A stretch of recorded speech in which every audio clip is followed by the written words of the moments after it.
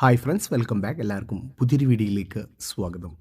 കാലങ്ങളായി ഉപഭോക്താക്കൾ സജീവമായി ഉപയോഗിച്ചുകൊണ്ടിരിക്കുന്ന സോഷ്യൽ മീഡിയ പ്ലാറ്റ്ഫോമുകളായ ഫേസ്ബുക്ക്, ഇൻസ്റ്റഗ്രാം, വാട്സപ്പ് എന്നിവയ്ക്ക് പെയ്ഡ് സബ്സ്ക്രിപ്ഷൻ വരാൻ പോവുകയാണ്.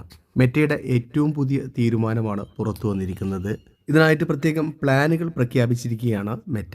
പരസ്യങ്ങളിൽ നിന്നുള്ള വരുമാന മാർഗമല്ലാതെ സബ്സ്ക്രിപ്ഷനിലൂടെയുള്ള വരുമാന സ്രോതസ്സുകൾ വർദ്ധിപ്പിക്കാനുള്ള പുതിയ നീക്കത്തിലേക്കാണ് മെറ്റ കാലെടുത്ത് വെച്ചിരിക്കുന്നത്. മെറ്റയുടെ ഹെഡ് ഓഫ് പ്രോഡക്റ്റായ നവോമി ഗ്ലിറ്റ് ഇൻസ്റ്റഗ്രാമിൽ പങ്കുവച്ച വീഡിയോയിലൂടെയാണ് ഈ നിർണായക പ്രഖ്യാപനം നടത്തിയത്. ഇതിനായിട്ട് Facebook plus, Instagram plus, WhatsApp plus എന്നിങ്ങനെയാണ് പുതിയ പെയ്ഡ് പ്ലാനുകളുടെ പേര്. റിപ്പോർട്ടുകൾ പ്രകാരം ഇൻസ്റ്റഗ്രാം പ്ലസ്, ഫേസ്ബുക്ക് പ്ലസ് എന്നിവയ്ക്ക് പ്രതിമാസം 340 രൂപയാണ് നിരക്ക് വരുന്നത്. വാട്സപ്പ് പ്ലസിന് പ്രതിമാസം 255 രൂപ നൽകേണ്ടി വരും. എങ്കിലും നിലവിലുള്ള സാധാരണ ഉപഭോക്താക്കൾ ആശങ്കപ്പെടേണ്ടതില്ലെന്ന് മെറ്റ അറിയിച്ചിട്ടുണ്ട്. ഈ ആപ്പുകളുടെ സൗജന്യ പതിപ്പുകൾ മുൻപത്തെ പോലെ തന്നെ തുടർന്നും ലഭ്യമാക്കും.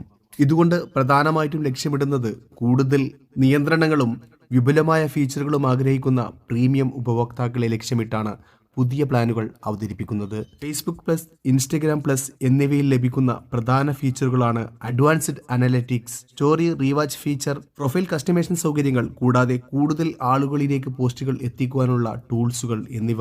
കണ്ടന്റ് ക്രിയേറ്റേഴ്സിനും ഇൻഫ്ലുവൻസർമാർക്കും ഇത് ഏറെ ഉപകാരപ്പെടുന്ന ഫീച്ചറുകളാണ്. വാട്സപ്പ് പ്ലസിൽ പ്രധാനമായും പേഴ്സണലൈസേഷനാണ് പ്രാധാന്യം നൽകിയിരിക്കുന്നത്. പ്രീമിയം സ്റ്റിക്കറുകൾ, കസ്റ്റം ആപ്പ് തീമുകൾ, പ്രത്യേക റിംഗ് ടൂണുകൾ എന്നിവ ഇതിലൂടെ ലഭിക്കും. ആർട്ടിഫിഷ്യൽ ഇന്റലിജൻസിന്റെ സാങ്കേതിക വിദ്യയുടെ വികസനത്തിനായി മെറ്റ കോടിക്കണക്കിന് ഡോളറുകളാണ് നിലവിൽ ചിലവഴിക്കുന്നത്.